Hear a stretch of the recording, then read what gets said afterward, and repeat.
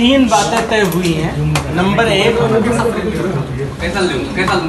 सरकार से मिला जाएगा, सरकार से मिला जाएगा।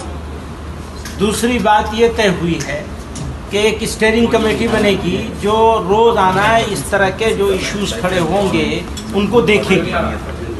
जो एजुकेशनल इंस्टीट्यूशंस के साथ इस सर्वे के ज़रिए से या और दूसरे ज़रियों से जो हो रहा है उसके लिए एक स्टीयरिंग कमेटी बनाई गई है, जिसमें दारुल उलूम देवबंद के मोहतमिम हैं, मौलाना अरशद मदनी साहब हैं, मैं हूँ, मौलाना हकीमुद्दीन साहब हैं, मौलाना नियाज़ फारूकी साहब हैं, कमाल फारूकी साहब हैं, नदवतुल उलमा के मौलाना आतिफ मस्तवी साहब हैं। इस तरह बड़े लोगों पर मुश्तमिल एक स्टीयरिंग कमेटी बनाई गई है। और ये वाज़े तौर पर कह देना चाहते हैं कि काम चाहे कितना सही हो, अगर उसे गलत तरीके से किया जाए तो ये चीज़ बिल्कुल नामुनासिब है। हम लोग मदरसे, हम ऐसा समझते हैं ये मदरसे इस देश की असेट है, इस देश की सेवा के लिए। आम गरीब आदमी को, बच्चे को जिसकी पहुंच कहीं नहीं है, जो अगर मदरसे तक नहीं पहुंचे तो तालीम से महरूम रह जाए, ऐसे बच्चे का हाथ पकड़ते हैं और उसको एजुकेट करते हैं।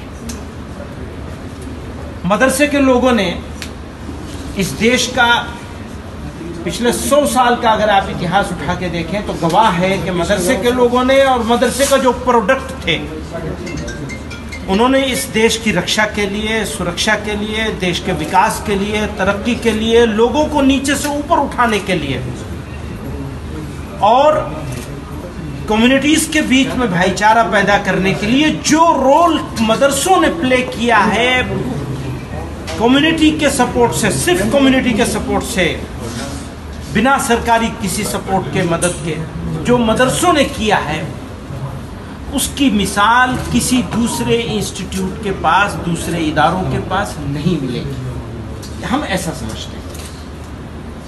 आज के ज़माने में मदरसों को गलत निगाह से देखा जा रहा है और किन्हीं कारणों से हमारे आप बंधु लोग उसको जिस तरह से पेश कर रहे हैं, इससे कम्युनिटीज़ के बीच में एक तरह का दूरी पैदा हो रही है। हालांकि मदरसे का काम दूरी को ख़त्म करना है। हमारा, आपका, सबका काम होना चाहिए कि कम्युनिटीज़ के बीच में दूरी पैदा न होने दी जाए। और किसी वजह से दूरी पैदा हो रही है उसमें हमारा भी कोई कसूर हो सकता है, उस कसूर को हम ठीक करने के लिए हमेशा तैयार हैं। तो मैं मदरसे की तरफ से, मदरसे वालों की तरफ से, आपके माध्यम से देश के लोगों को, देशवासियों को, देश चलाने वालों को ये अपील करना चाहता हूँ कि अंडरस्टैंड कीजिए, मिसअंडरस्टैंड मत कीजिए।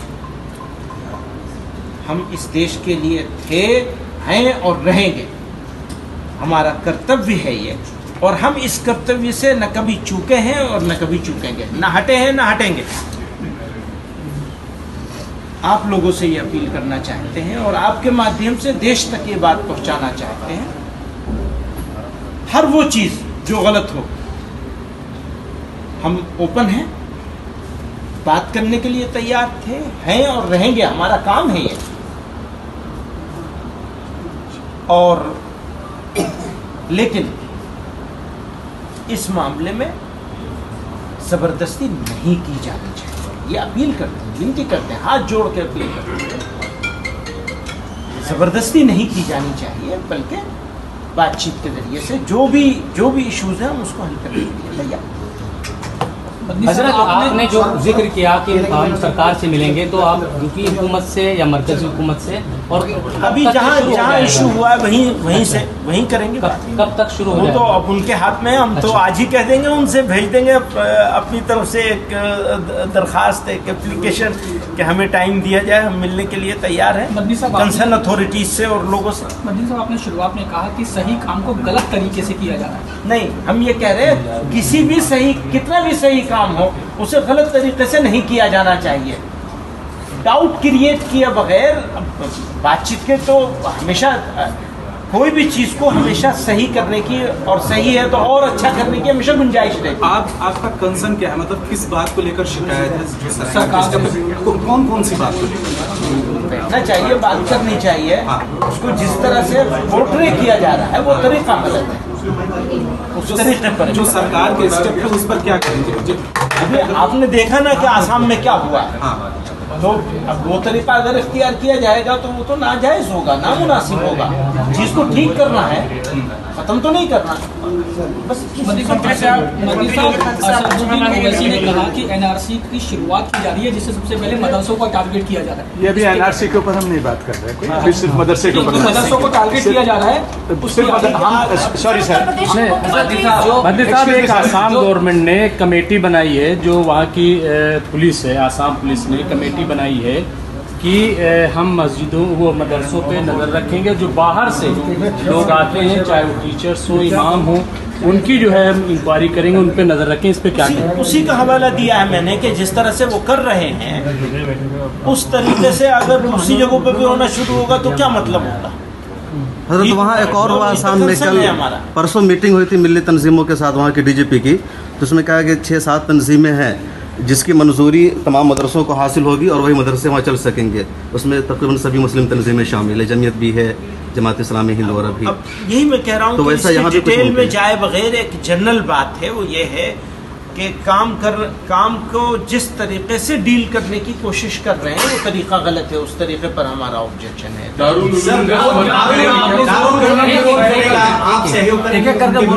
साथी हैं। हाँ, हम तो विरोध में आगे होंगे। मदनी साहब, आज मीटिंग में क्या क्या फैसले लिए गए हैं आपकी तरफ से? वो देखेंगे जैसा होगा। मदनी साहब, 24 को इजलास बुलाया, हम उनके साथ होंगे, बिल्कुल उनके साथ हैं, उन्हीं के साथ चलेंगे।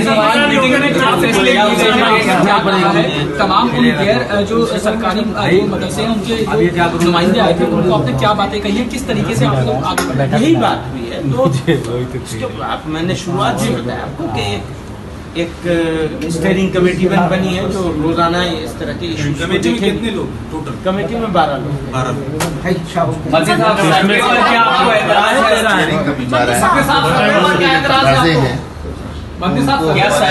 एक मिनट, नियाज साहब कुछ कह रहे हैं। नियाज लॉयर हैं, आप बताएं, आप कहिए, आप क्या कह रहे हैं? आप कह दीजिए। देखिए, जो आज की जो ये थी, इसमें तकरीबन 200 के मदारिस के हेड्स थे, और इसमें जो इंडिया के टॉप के मदारिस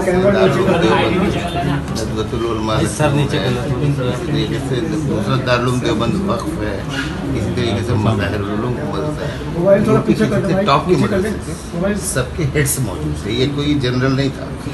अब इन लोगों के सामने जो बात रखी गई है, एक तो ये है कि हमें खुद ये देखना है कि ये जो सवालनामे वगैरह जारी किए जा रहे हैं, तो हम कहाँ पे स्टैंड करते हैं, हमें अपना जायज़ा खुद लेना है। कंप्लाइंसेस तो उनको अपने हिसाब से देखना है कि हम लोग कहाँ पे हैं, कितना हमें करना चाहिए और क्या। दूसरी चीज़ ये है कि ये बात हम जो सरकार का जहाँ तक सवाल है, उसमें ये देखना है कि एक है लॉ का यूज़, एक है लॉ का मिसयूज़।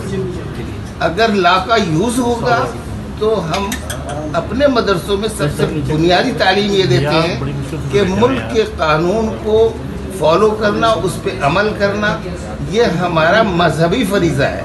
हमारा मजहब इस बात का हुक्म देता है कि कानून के खिलाफ काम न किया जाए।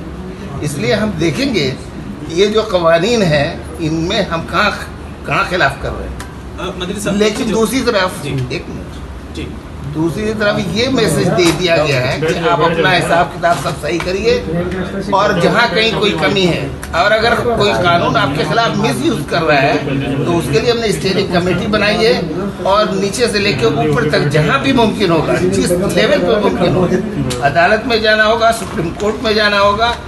इस हुकूमत के लिए पार्लियामेंट को ऊपर वो डालना पड़ेगा कानून के हिसाब से।